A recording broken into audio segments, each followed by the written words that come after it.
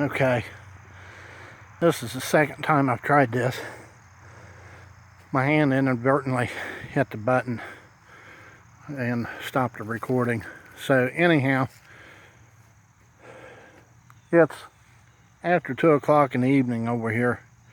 This is my day off. It's Monday. And I'll show you what I've got done so far. I'm almost done with the foundation part of it. I've got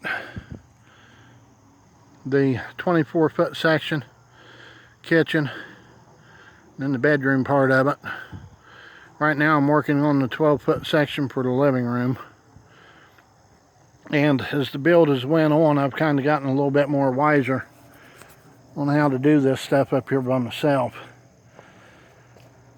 So basically the 24-foot section of it somehow ended up off level by half a board.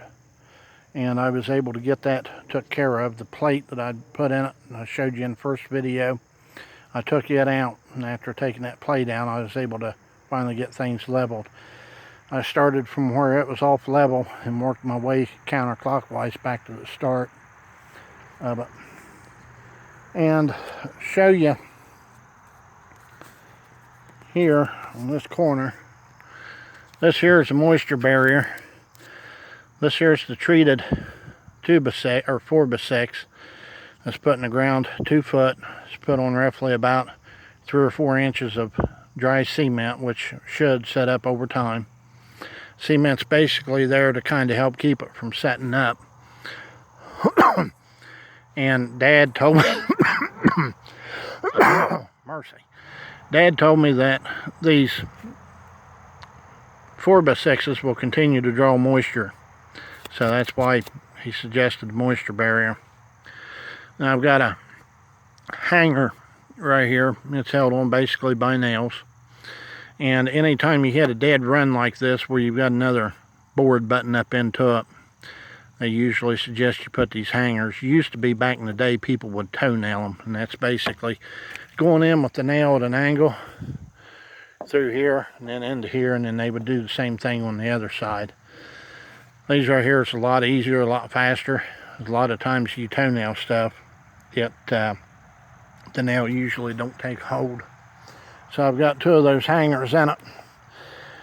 This being a 12-foot board, all the way out to the end, believe it or not, where I've got that at, is this level. Go sneeze. Mercy. Something up here stirred up. All that, and there's a storm moving in. So anyhow, 12-foot board. I got a hanger. And I put a support post. That's basically just sitting on the ground. That gives me basically my second person that I'm needing to help hold it. And I've got my hole dug down there into that old-fashioned high clay soil. And I checked, make sure it's square. Basically my square. And you would butt it up like this and make sure there's no gaps here at the end of it or there at that end of it. And what I ended up doing, because this here had the tendency to want to go downhill, is I put a brace in it to kind of like pull it back to where it'll stay square. And I tacked 2 nails in it to help hold it. That way it ain't moving, shifting around on me. And after I get this post down here at the end of it set, I've got to go down over the hill first, get a little tiny circular saw, because I've got this piece of 8-foot board is going to go, this right here gets cut out. My post that I'm planting goes flush right up against this line. Then this board here will basically cap this right here off. Then over here on this side, the same 8-foot board will sit right in this area here. It won't overlap this. This board here will overlap my 8-foot board. Reason why that is, because remember from math, 8 and 12 is basically 16. So I think, nope, it's not, it's 20. So I'm not that great at math either. Anyhow, 8 and 6 are shit. 8 and 12 is 20. Right? Better go get a calculator or a piece of paper and figure it out. Now you know why I need some help. Anyhow, that being said, starting from that corner, running clear all the way down to there is 20 foot.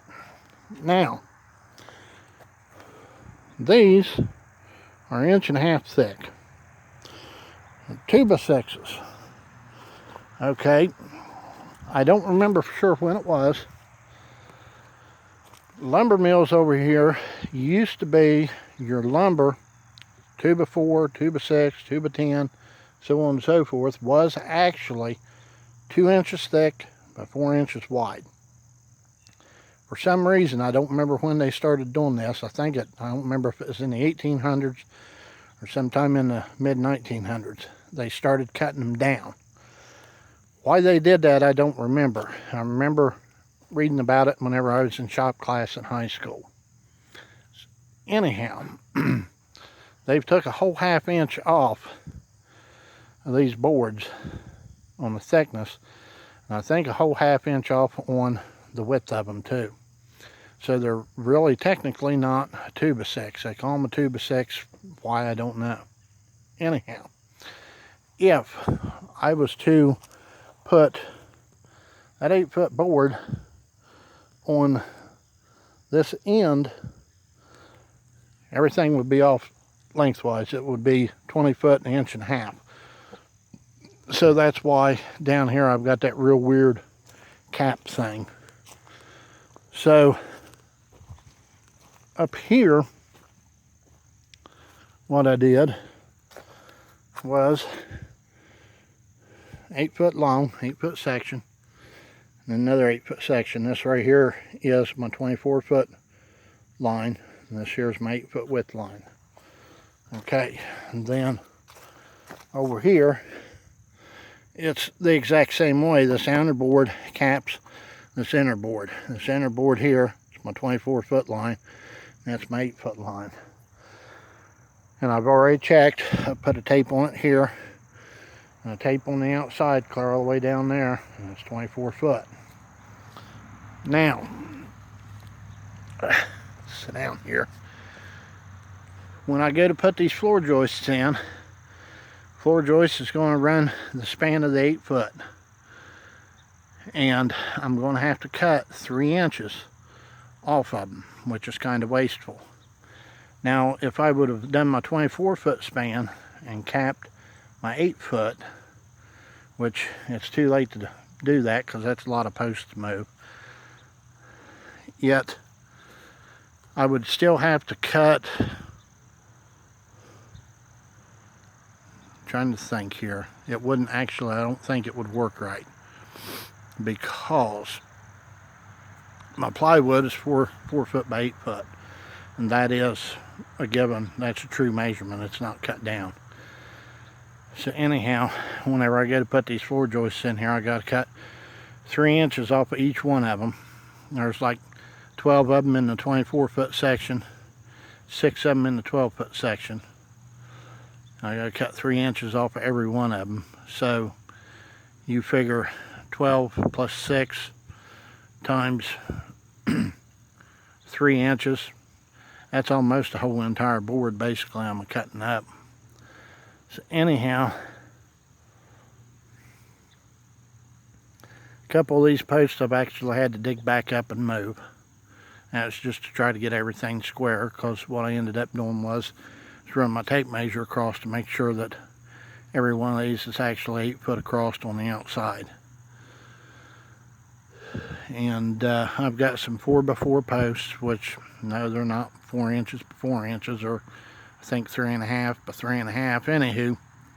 Anywho, I've got those to put in between these 8 foot boards, basically for stability. Then in the center of it, running down through there, I'm going to have to do the same thing to support the center of the floor. If not, whenever you walk on it, it's going to be like walking on a trampoline. And I would say you probably walked on a trampoline. You know how that is, or how fun that is. Anyhow, about the only good thing is so far I haven't had to cut down that locust tree, because whenever I started putting this up here, it ended up running at an angle. So I just went ahead and let it run, and I figured it ain't no real big deal.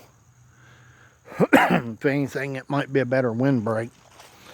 But whenever I dug all my post holes, I put all my dirt on the inside. That way I won't have dirt laying around outside of it here to have to clean up later. So I think for the time being, that's pretty much it. I'm gonna probably quit on this early. I know I should continue going, but I got a rabbit down there that she ain't been out of her cage I don't know how long, so I was wanting to get her out of there. Plus I need to try to figure out what I'm gonna have for dinner, which I might fry up a couple chicken breasts and maybe make some mashed potatoes, and I don't know, open up a can of cream corn. I don't know just yet. Might even get a can of beets and throw in the fridge, which I'm thinking might be out of beets. Oh well, anyhow, if I got beets, I might throw a can of beets in the fridge so they'll start chilling out and have beets. So, so far this is where we're at. I've been working on this off and on pretty much for about a week. Weather's been cooperative. It was cold there for a while. Get down in the like 30s at night and up into the 40s, 50s during the day. Basically, it's kind of like jacket weather. And last 3 days, it's actually warmed up a little bit. And well, your Celsius-wise, I think one morning it was like 4 degrees Celsius. Another morning it was like 7. And it's been getting up into the mid to lower teens during the day over here. Saturday and Sunday, it got up to, I think, 18 or 19, pretty much both days, and it got down into low teens at night. All in all, it hasn't really been that bad, building wise. I only really get to work on this of an evening whenever I'm working, except for, it's my day off. But I had to run to the lumber yard today to get some lumber, and I got my 2 12-foot boards, and then I got some more 8-foot boards to finish up from the floor joists. Also, too, those floor joists will have to be what they call tied together, which basically, whenever you tie them together, is you take a board and put in between 2 of them. If you've ever been in a basement and actually looked at the basement ceiling, you'll see where the joists run, and then there's a board going across 2 of them. That's tying them together. Whenever you tie joists together, that gives it a lot more stability going side to side. Helps a lot with wind, shifting, stuff like that. So I'm going to go ahead and wrap this video up and probably try to get it downloaded, and probably try to get this end here done. And I might run down there and cut end off of one of them using an electric saw. I've got a battery powered saw, little tiny 6-inch, to bring up here and do some of the small stuff like this right here. And it runs off a little battery pack, which I've got on charge. And I brought it up here to cut another board, and it started bogging down, and finally it quit cutting. So I took a break and took it down over the hill and threw it on charge. Of course, I got my chainsaw, but I don't want to cut this with the chainsaw. I need something that's a little bit more true so I can cut it level. So, alrighty, I will continue on this and continue letting you, try to keep you posted as to how everything's coming along. So, hopefully I'll try to talk to you maybe tonight. If not tonight, maybe tomorrow. I don't know. I have to wait and see how things are going. So, alrighty, you be good. Bye for now.